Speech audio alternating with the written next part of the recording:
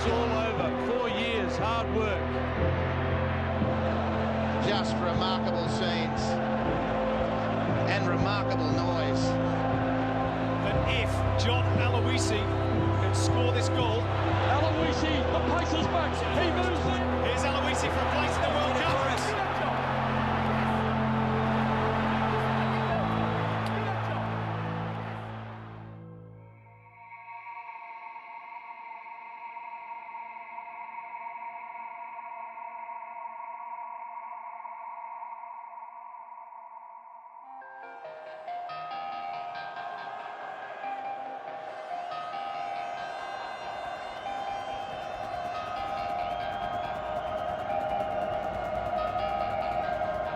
Because I played with Chengue Morales and Pablo Garcia in Spain, and I copped it for 3 years, saying Australians can't play, you know, we're better than you, we're too good for you, we're going to smack you again.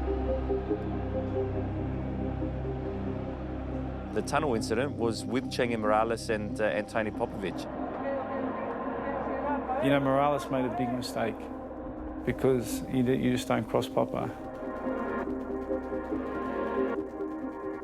You know, he's a tough player, Morales. He doesn't give you an inch on the field, and we as defenders didn't give him anything, and I think it's another sign of, you know, we're not backing down, we're ready for this time.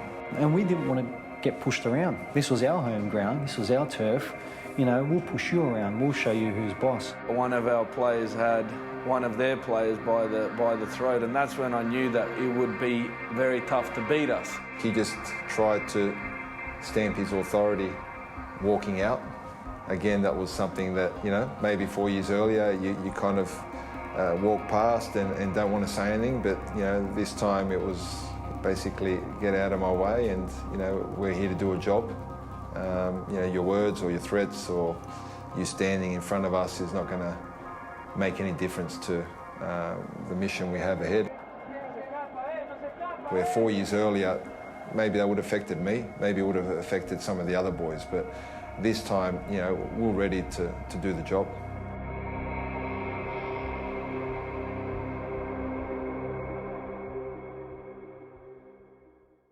We had to deal with a very desperate Uruguayan side, and we should have been forewarned after what had happened back in the 70s. We probably lost the player of the generation because of what happened against Uruguay.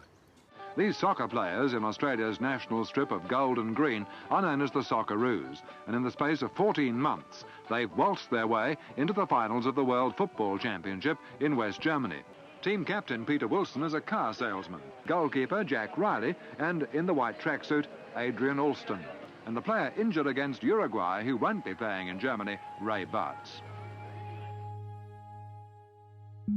People forget that we played Uruguay in 1974 prior to the World Cup finals. One in Melbourne that we drew 0-0. And everybody said, well, when they get you in Sydney, they'll murder you.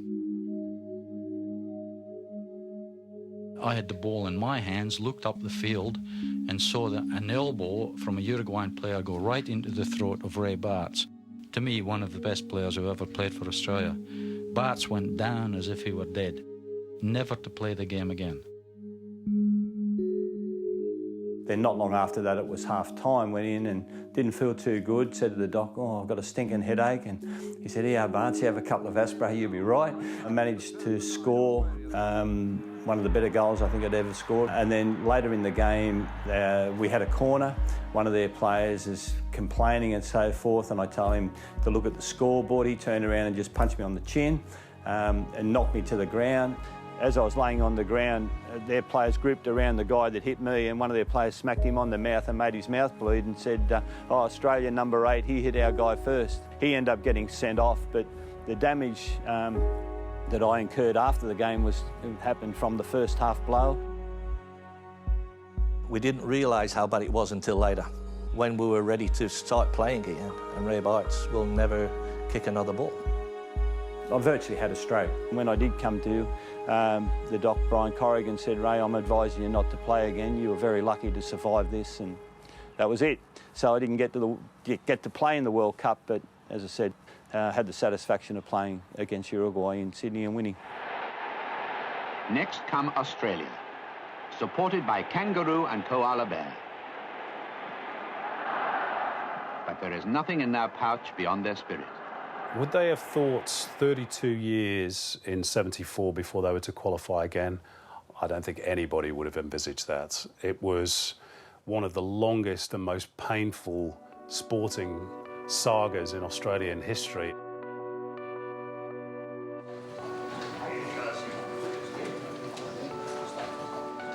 I'd lost the support of the chairman and the board. Well, I felt sorry for Frank Farina. To a large extent, he was in a heavyweight fight with one hand tied behind his back. And the resources that have been made available to coaches since, for one reason or other, weren't made available to him. I think immediately FFA should not be looking overseas. They have the right people here in Australia to do the job. I still believe we had candidates that could have replaced Frank.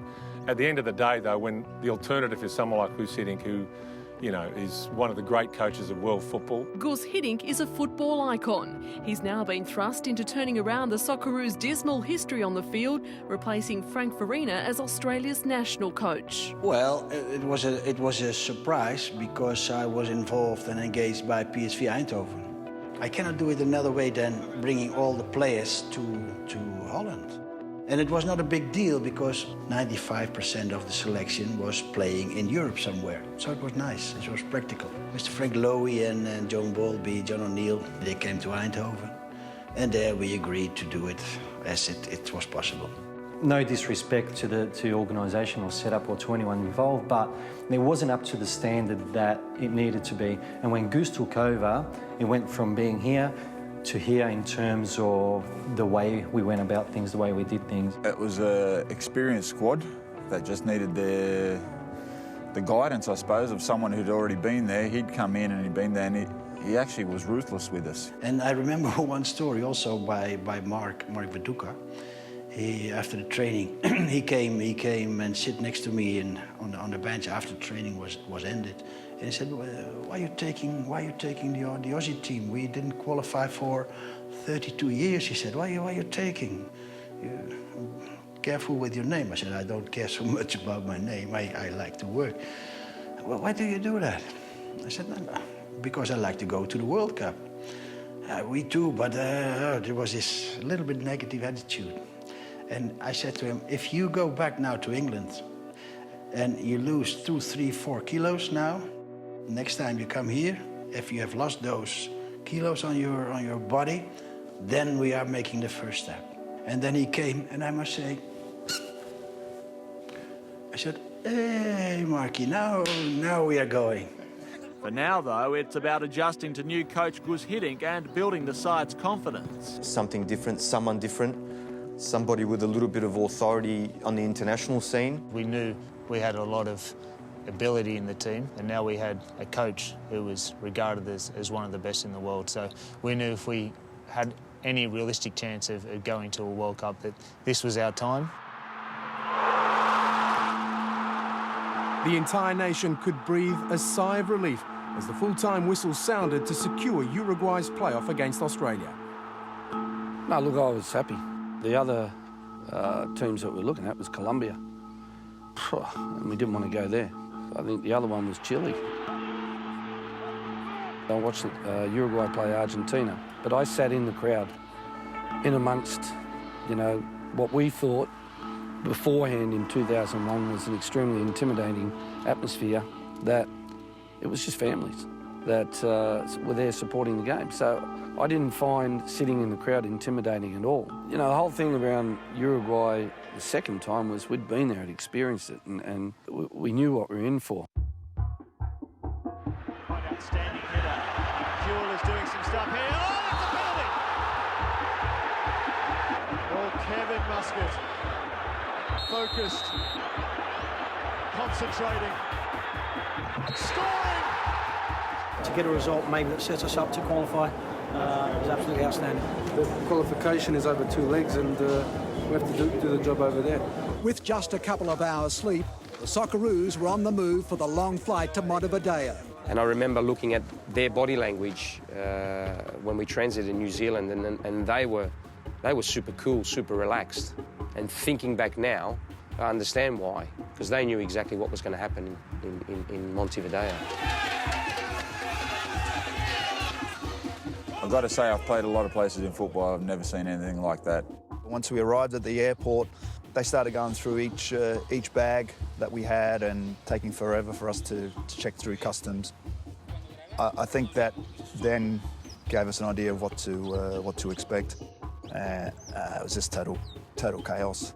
There weren't that many people there. There was probably about 50 people, but they were nicely sort of lined up to be able to spit on us and throw things at us. They won the game as we got off the bus in Montevideo. It felt like to me that we were. It was a scene from a movie, like the Gladiator movie. We come out in the middle and you just looked around and there was 60,000 Uruguayan supporters who just made this noise that you couldn't hear yourself talk.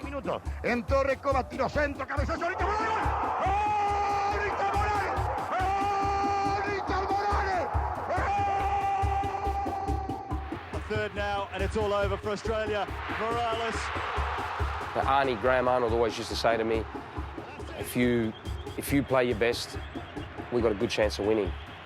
And I don't think I played well at all in Montevideo. So from my perspective, I felt like I let the team down.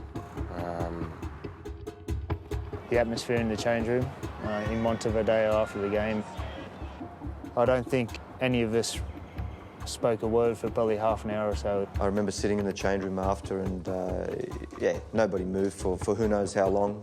Everything was silent. I think the thought was, will we ever qualify?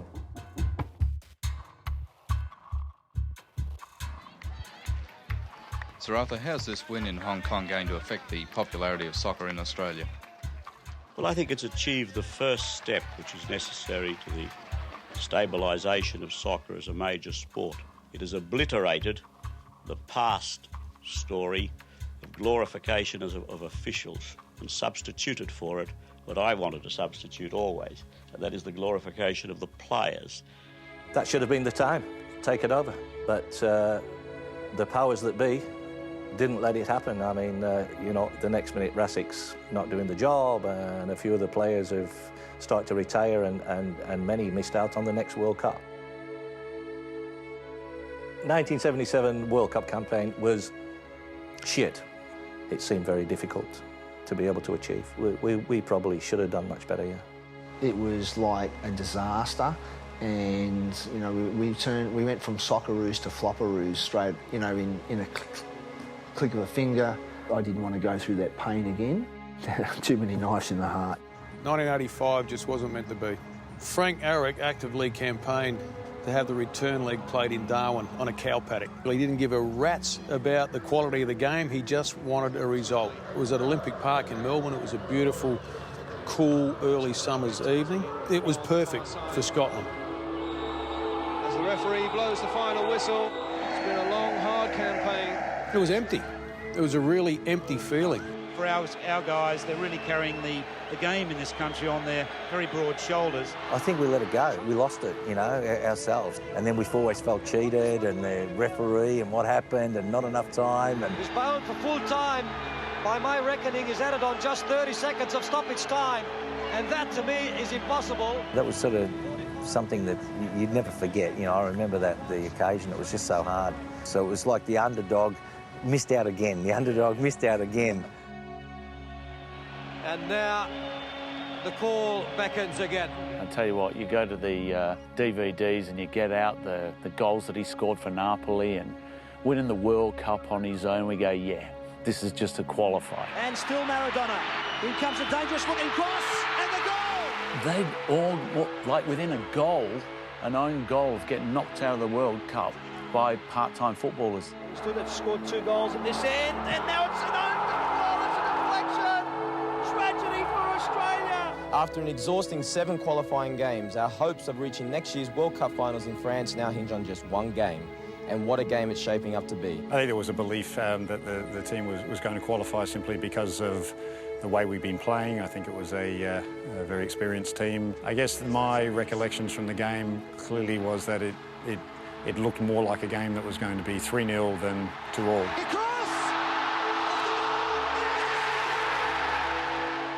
The line was broken and you know, they got through. It was one of those defining moments, not easily forgotten.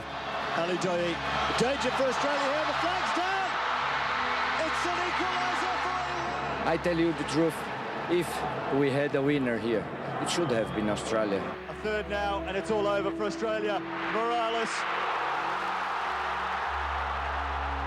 That's it. Up until then, we still weren't taken serious, and this was our moment for the history of what was before us to finally have that feeling of playing in a World Cup. And that's something that lives with me, will live with me forever. Of course, I was very interested in the past because I was wondering why they did not qualify in the past. And one thing I learned that the team and everything around the team was very obstructed and molested in everything, in the organization, in travel, in not going into the training field was locked. All those little details, but accumulated, it's a big frustration. In 2005, we were able to go to Buenos Aires and train for a week and settle and get in the time zone. And no one was around us. The Argentines actually helped us because they wanted us to beat Uruguay. And I called also FIFA. I said, I read also the previous time it was not very good guided by FIFA from the airport to the hotel, etc., etc. And if not, we're going to have a quarrel. And surprisingly, everything was okay. You know, the bus came to the plane to pick us up. We didn't go through customs. We knew what we were about to get into, but I think we were already ahead of the game. You've seen the footage, looking back, that the other fans were quite vocal, rude at times. And, you know, we were sitting in the bus going to the hotel thinking, oh, this is quite brilliant. It's fun.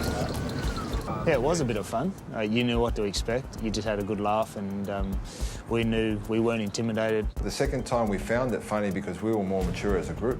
I think for us, we didn't really mind anyway because we were quite easygoing lads and we just basically went with the flow and we just thought that's what it was like. Football Federation Australia has declined Uruguay's request to move the Montevideo qualifier forward from 9 p.m. by 4 hours. Uruguay even had the referees changed because Belgians might be biased towards Australia's Dutch coach.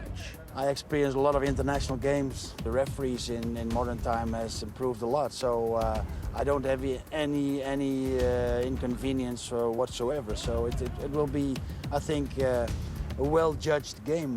Gus had experienced, you know, the coaching around the world, and so he brought a relaxed feeling to the side. We'd been away in camp for about a week, and back in Spain, we're used to having wine with your dinner. You know, it's only a glass of wine, and the players all did it. And it'd been a week since I had a glass with my dinner, and I asked Gus if I could have a glass of wine. Towards the end of training, he lined us up on the halfway line, and we had to, crossbar challenge, see who could hit the crossbar. And he said that he'll, put a bottle of red if someone got it. We didn't get close. And he goes, I'll tell you what, if I can hit the crossbar from the halfway line, you buy me a bottle. If I miss, then I'll buy you a bottle.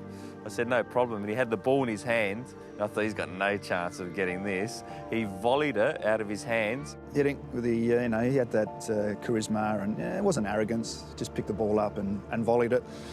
Bounced once and hit the crossbar. And we're like, you're kidding us, huh? Just bounced, probably just past the penalty spot, and hit the crossbar, so I had to buy him a bottle of wine. And then at the mealtime, he came around and started giving probably more the senior players a glass of red, or whoever wanted a glass of red. But I was happy anyway, because I ended up having a glass. The boys were up getting pre-match meal, and Hiddink walks up, and he goes, did someone shit? It smells like someone's done a shit, shitting their pants. Come on, it's only football, it's fun.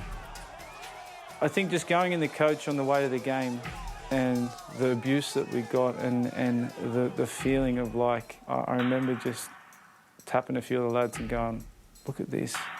Like, this is a whole different flavour of what we're used to.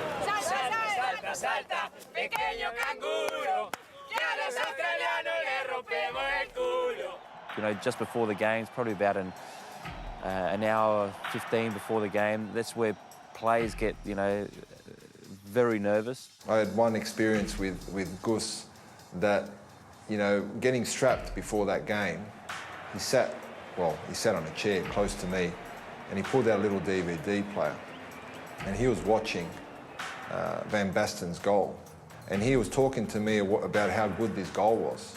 And Gus is there with his headphones on, watching a DVD player and watching some game from Spain, and he would go to a player, look at this, yeah, he's not bad. And it just dawned on me that how calm and relaxed he was because he felt we were ready. So there was no ranting and raving in the change room before the game, where maybe 4 years earlier you're trying to pump yourself up and, you know, you're young, you know, it's a big crowd and you're up for it, maybe a little bit too emotional.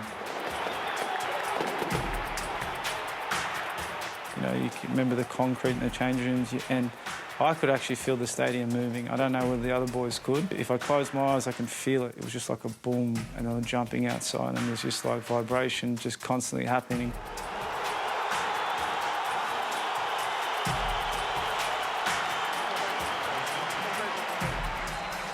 Neither Brazil nor Argentina have ever won here in a competitive game. That's the size of the task facing Australia tonight. Yeah, it was a difficult game for me. It was a foul against me when they scored from the free kick, so I was a little bit disappointed from that, but from my perspective, it wasn't a foul. I think the player milked it a bit, so but I copped the criticism for it. It comes now from Perez. Perez lets the ball go out in front. He bumps into... Oh, that should be a free kick as a play on. It's a free kick the other way. That's unbelievable. It was a crossing into the far post and the boy got in there. From this free kick. Jacoba's delivery. Oh, man free at the far post goal. It's Dario Rodriguez.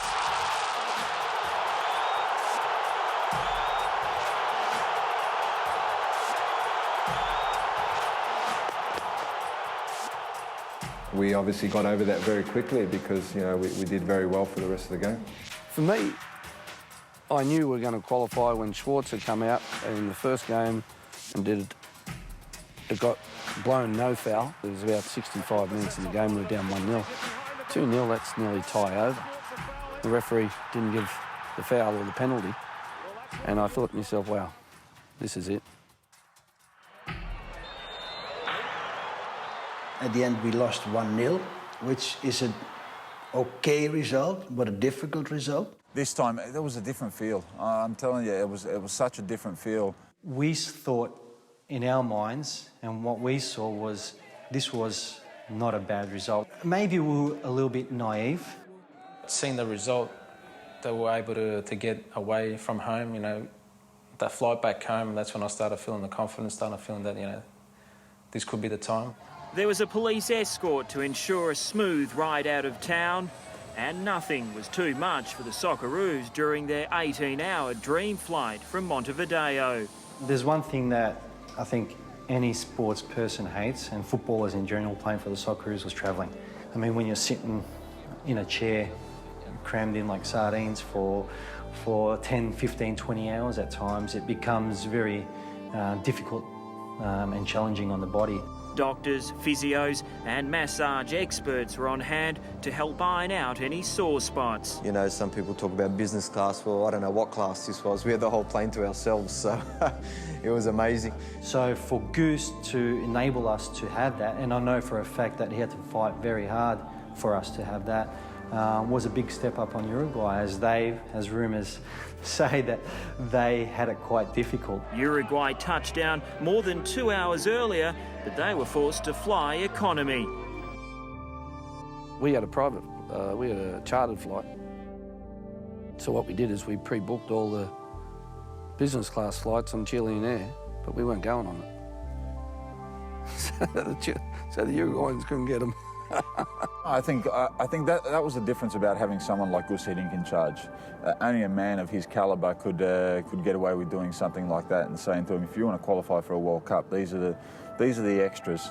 We think it's going to be a totally different game over here, and hopefully there'll be 85,000 people out there, you know, egging us on, mate.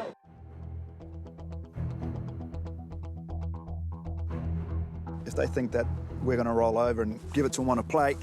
Well, they've got another thing coming. When you heard that, you're like, no, we'll just shove it in your face. I remember distinctly the hullabaloo that emanated from Rakova's comments. I think that's, when you say something like that, you sew up yourself, and it just G'd us up to make sure that they weren't there. Arrogance and lack of respect. It's a nice phrase. You have to put it on the wall. It's nice. To suggest that they had the right to go to the World Cup based on what? Yeah, they'd won a World Cup in the past, but that was a very long time ago. We're talking about the president, and we felt that we were just as good as what they were, so we had as much right to make it to the World Cup as they did. Pero bueno, yo estaba convencido que nosotros lo íbamos a ganar, convencido porque, ya te digo, yo creo que todavía, más allá de que habían mejorado mucho futbolísticamente, seguían siendo ingenuos en algo. I thought it was more a very accurate statement reflecting what Uruguayans grow up to believe, and that is the place of football in their life is immovable.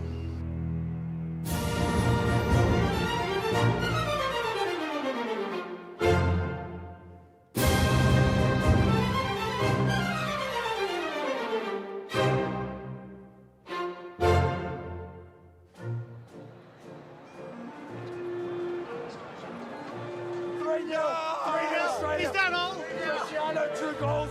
Harry Kewell 1. Who's scoring? Cristiano! Next up, Germany!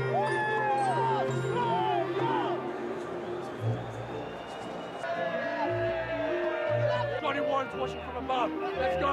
And Rakova breaks his ankle. Yes.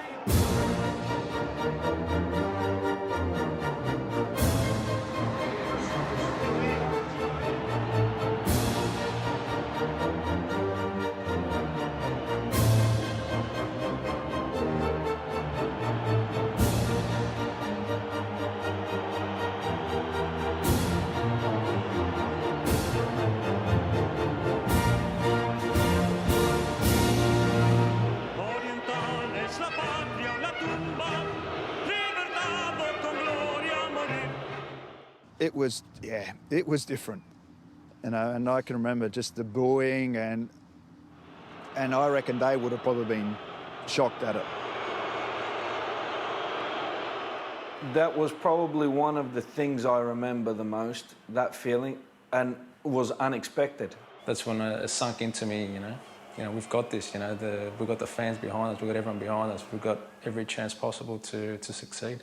Do you know what? I don't like to see anything like that happen. That, for me, is a little bit disrespectful. That's the song of your country.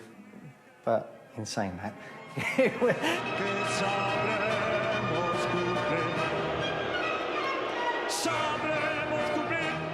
And I thought, Atkins is great. I can't explain how much energy that can give to somebody. It's even sometimes hard to control, but the atmosphere in the stadium was, for me, can't be repeated. Just remarkable scenes and remarkable noise.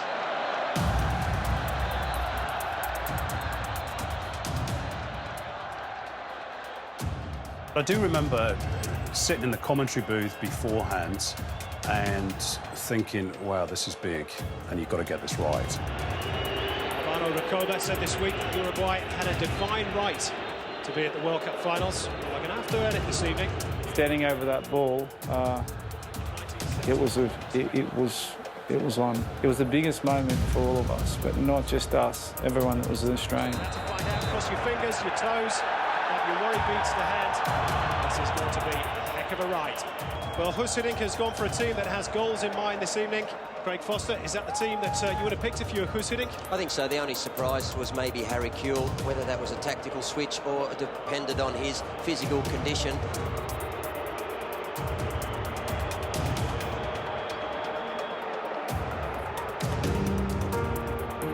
Guus was great at delegating. He'd say, so give me the team. I actually put Popper out and brought Timmy in.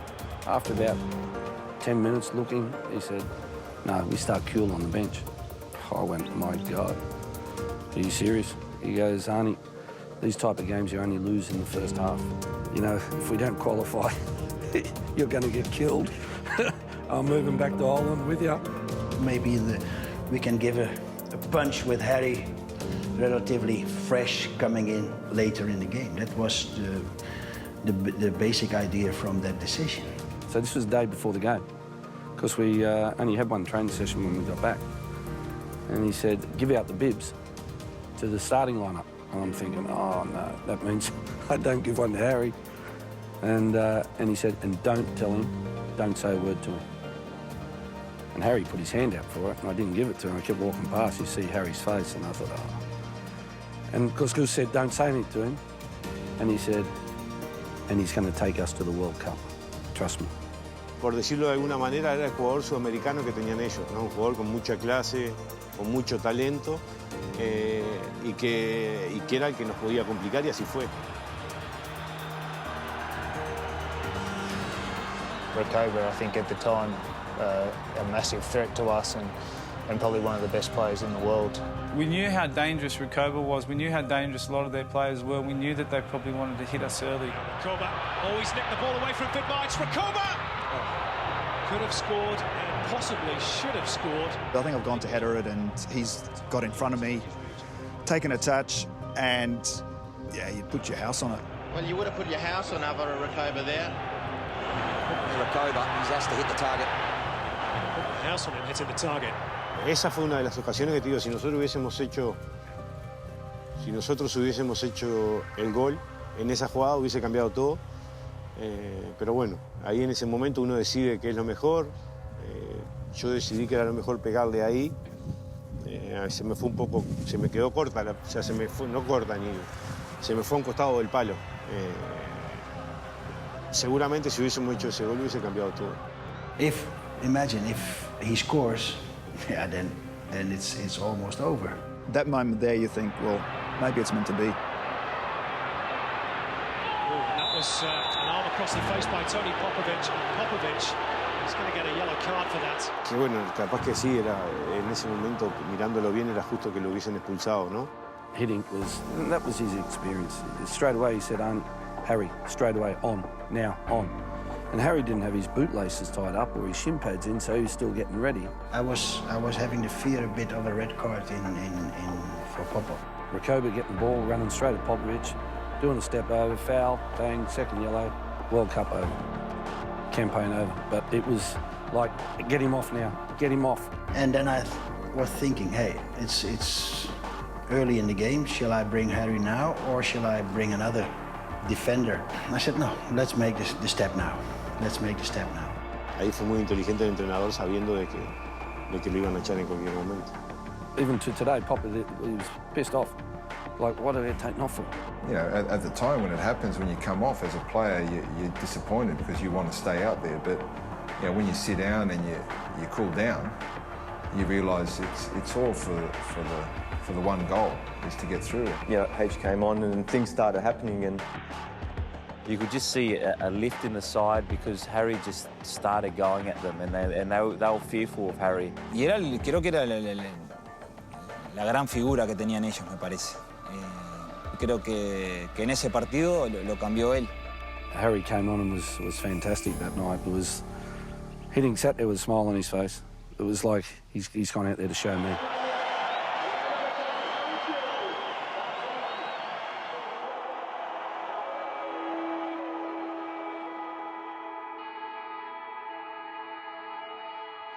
And still with Australia, it was out of play. Now to Tim Cahill. Beautiful control on the chest, knocks it down to Kuhl. His first touch, Chipperfield finding Cahill. Cahill with space, and on the edge of the box, here's a chance. Kuhl misses, and it's in! Still there! Australia have scored! Yes! Marco Bresciano!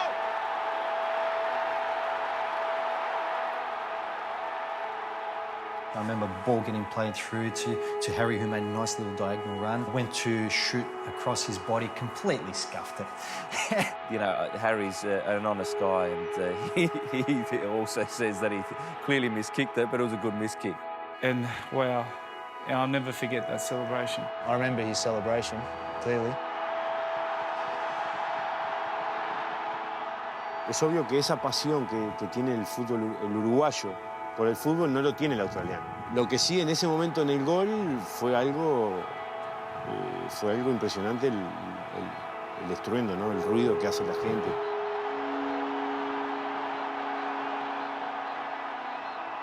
Arrived at the ground with my wife, who was 7.5, 8 months pregnant with our first child, so I even had her coming to a first big match, and sat right here. And as the match played out and the anthems came out, everyone was cheering and you know, basically having the time of their life, except this one guy who was, you know, tense and sort of didn't show too much emotion. So the longer the night went on, the more and more I thought he was a Uruguayan fan. Telstra Stadium erupts. Australia are level. And the ground just went nuts, you know. I've never seen anything like it. It was just the best atmosphere, the best moment of, you know, probably our footballing history. And I remember jumping up and down and giving high fives to everyone around you except this bloke who was still sort of motionless and sitting next to me. And do I give it to this guy? Do I say what's going on? Why aren't you happy or whatever? And he just grabbed me on the thigh and he said, "That's my son." As a kid, I think every kid wants to just make their parents proud. But it just showed, you know, what it meant not only to the fans of football, but, you know, obviously to my family. I know his dad very well. I can imagine inside how happy he would be and how proud he was of his son.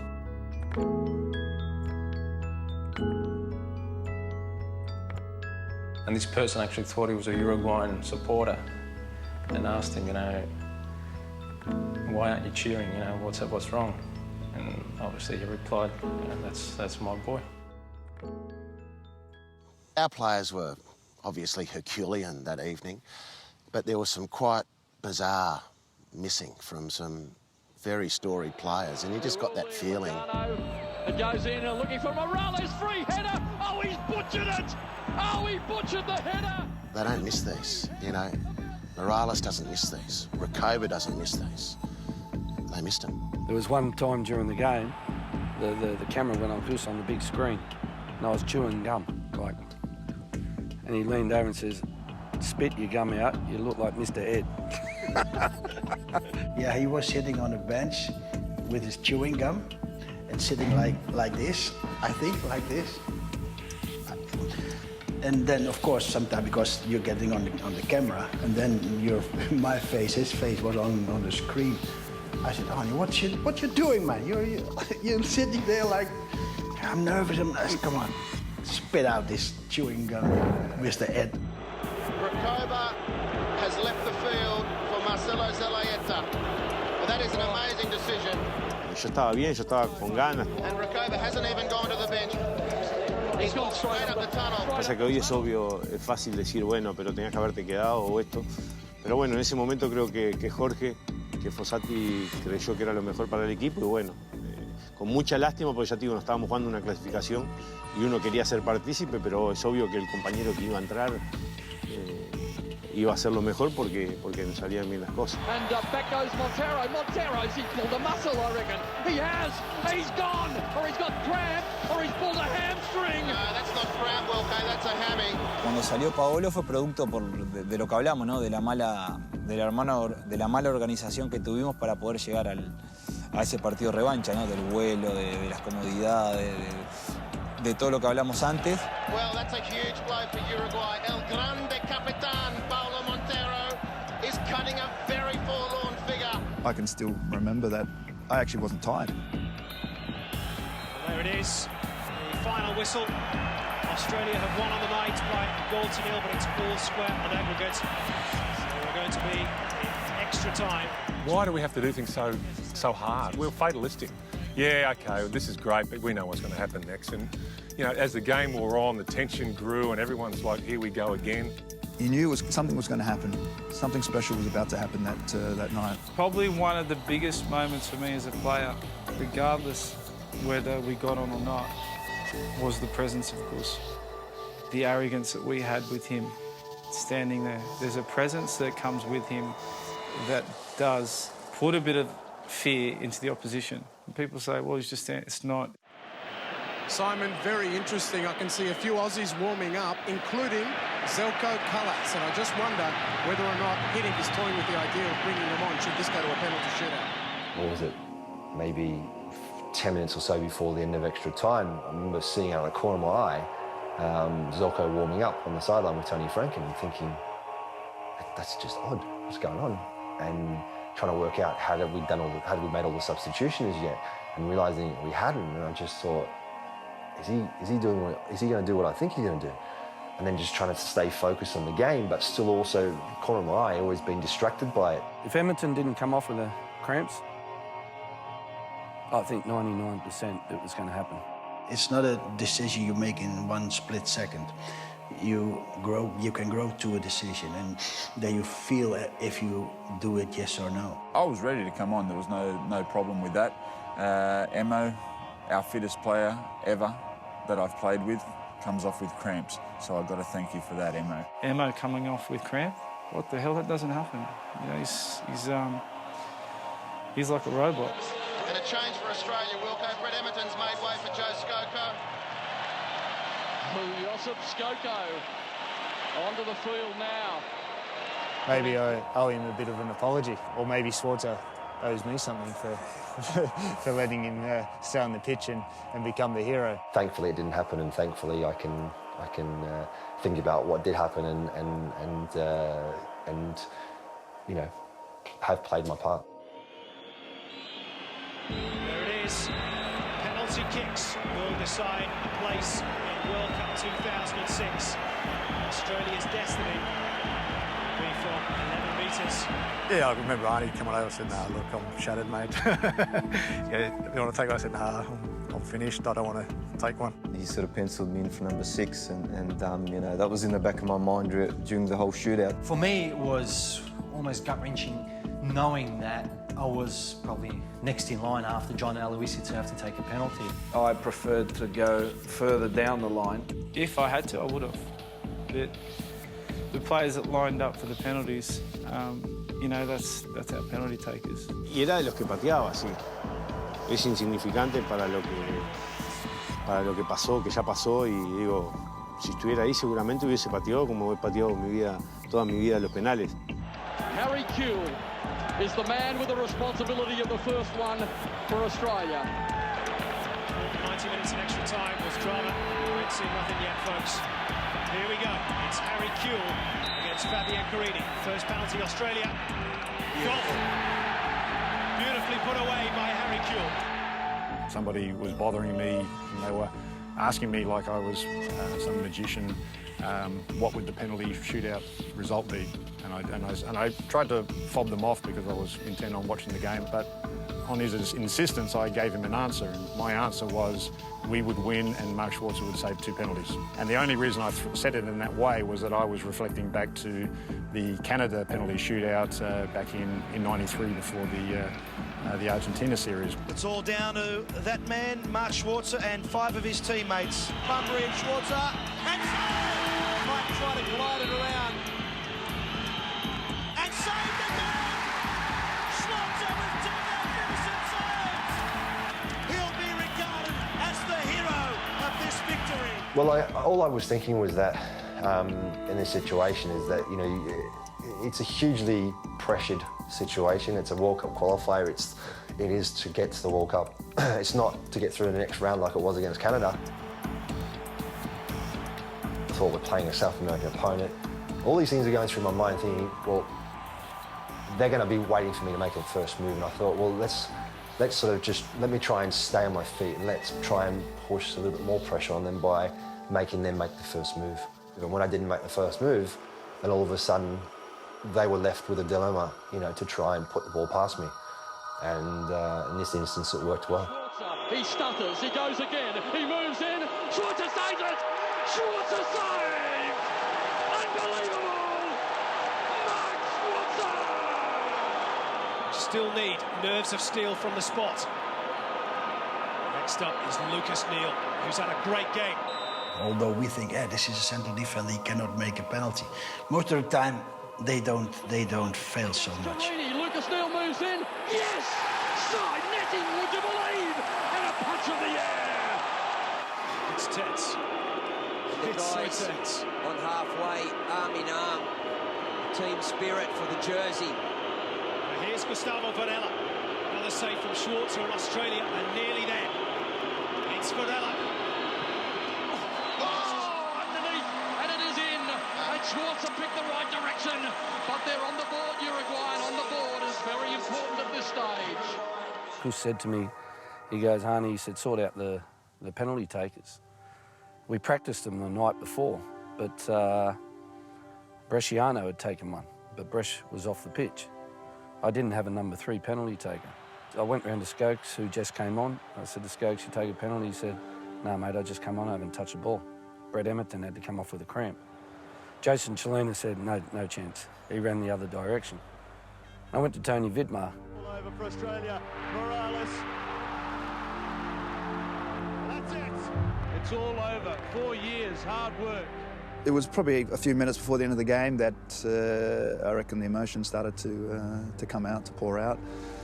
Probably looking around and saying, well, this has probably been the last time that I'll play for Australia. And, you know, I spoke to Arnie and said, yeah, that's it. And I'm going to, you know, end it now. And Arnie said, nah, don't be stupid. You know, you still got another 4 years. Just sit on it. And you know, when it comes closer to the next lot of games, then we can discuss it then. I'd never seen him take a penalty in his life. And I said to him, Spike, do you want to take a penalty? He said, mate, redemption. It's my time. From Tony Vidmar, his 4th World Cup campaign, a man who left the last stage last year, the last chapter, sodden in tears, places the ball.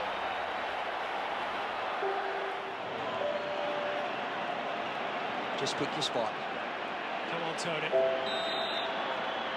It's Vidmar. Beautiful. It's beautifully put Good away. on you, son. 3-1, Australia in the shootout. Outstanding. Edging closer.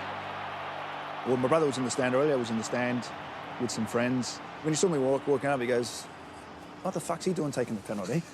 And then I think it was someone else who goes, what the fuck's he taking it with his left for? I think maybe there was 90,000 people who were shitting themselves when I was trying to take it up. Now, a lot of responsibility, very young man's shoulders. Fabian Stoyanov. It's 3-1 at the moment to Australia. This will make it 3-2. Stoyanov moves in, yes. Side netting right side. Beautifully tucked away by Stoyanov. Yep. 3-2. Must get this one. You must get this one. Yeah, I remember after training, Goose made each and every player step up and take a penalty. To be honest, I think I missed mine. It's certainly a different pressure to walking up with just the Australian coaching staff watching from the sideline. He did exactly the same penalty the day before. Exactly the same. Same run-up. Missed it just by the same amount. Exactly the same. Graham Arnold can't look. Paducah. Oh, he's put it wide. Would you believe it? Probably of all people, I would probably have put my house on Duke scoring. He was probably the only player that I thought, you know, there's no chance of him missing. Y ahí viene Viluca a tomar el penal. A ver si este grandote lo erra, por favor, por favor. Va a rematar Viluca. Pierna derecha, amaga, tira. ¡Afuera! ¡Afuera! ¡Afuera! Lo tiró el grandote, afuera. Estamos iguales ahora. He's been a great captain. It's now up to Mark Schwarzer. This would be a great one to save. Schwarzer was, I don't know if there's many words you can put to it. Well, I was lucky because Zaloyeta played with me at Perugia. Basically, I said to him, Zaloyeta shoots every single time to your left.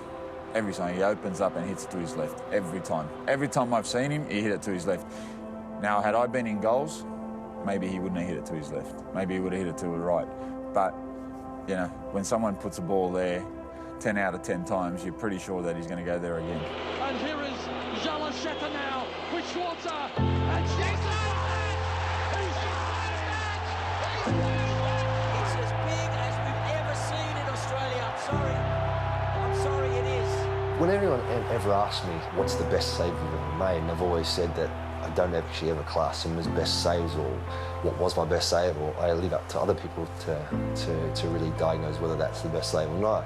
I look at the most significant saves, the most important saves that I've made in my career, and apart from probably the Canada saves, it would have to be the two saves against Uruguay, and equally, one is not more important or less important than the other. So they were both very, very significant. There are always goalies who stop more penalties than other goalies, and but he did in this game. Chapeau.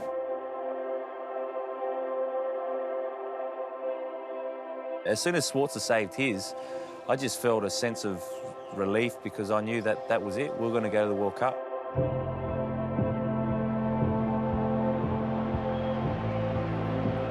I think I was warming up for about a half a game, kept on looking at Gus, you know, I'm ready, put me on because I know I can feel something's going to happen. I had that feeling for 4 years. There's a great photo of the players jumping in the air and I just started walking those first couple of steps and the focus was there and, you know, I can remember there was, you know, still cheering going on and 83,000 people, but it didn't feel like there was anyone in the stadium. It felt like there was a few people in the stadium whispering, you know, is this it? Are we going to go to the World Cup? If he scores, are we going? That means that if John Aloisi can score this goal... John Aloisi! Sí, el último penal no, Morales no me comentó nada de Aloisi, ni Morales ni García, que también estaban con él en el Osasuna, me dijeron nada. Australia will be there. Are you sure? To catapult Australia into the World Cup. This to the dream realised. Here's Aloisi for a place in the World Cup. He moves in.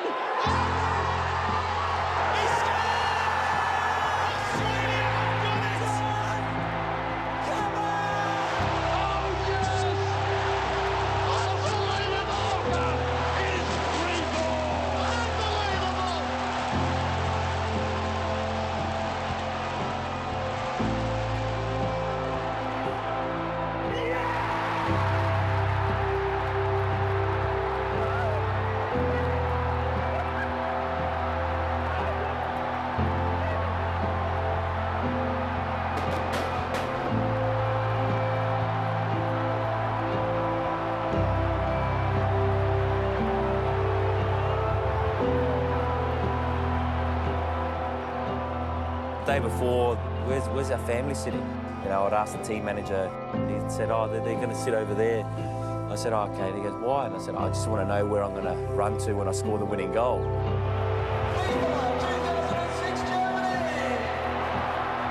I knew where I was running to. The top coming off was definitely not planned, but it was just one of those moments that just felt like the right thing to do because it was such an amazing feeling.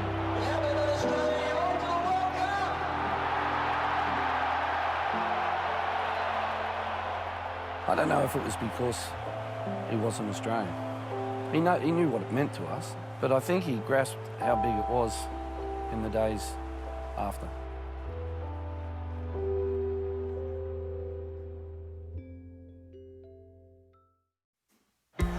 We thought it was going to happen. We've been dreaming it for 32 years, and we couldn't ask for a better finish. There's 83,000 people here to watch us, 20 million people in Australia following us. We just can't believe it. Ange Postecoglou asked all the Socceroos, the current Socceroos, what does it mean to play for Australia?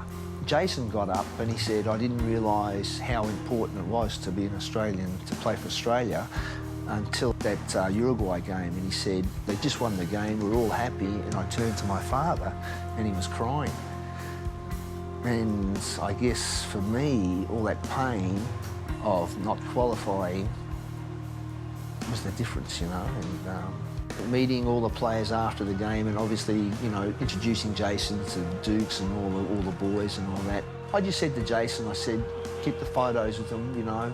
I said, one day they'll be your teammates.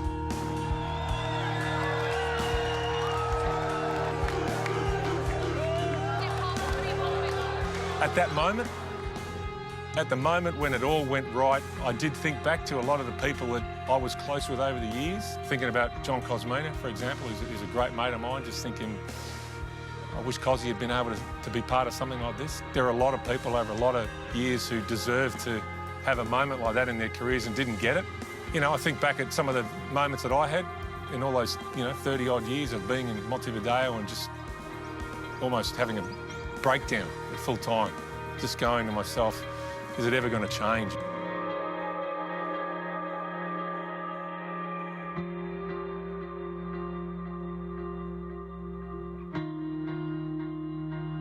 Then you look forward and you go, wow, finally it's happening. This is going to be the game changer. And it's been, amazing ride ever since.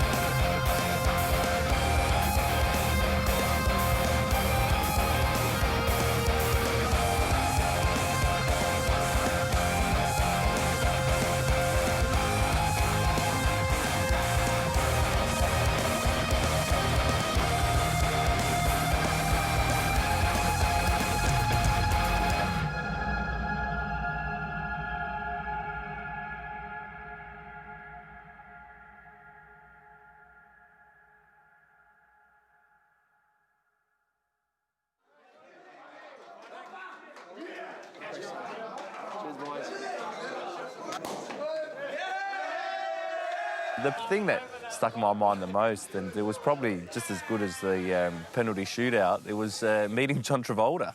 It was, I was a massive Grease fan, growing up.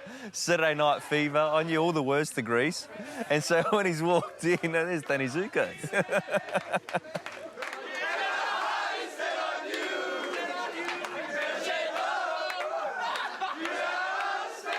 But we would get to a certain part and we'd stop singing because we didn't know all the words.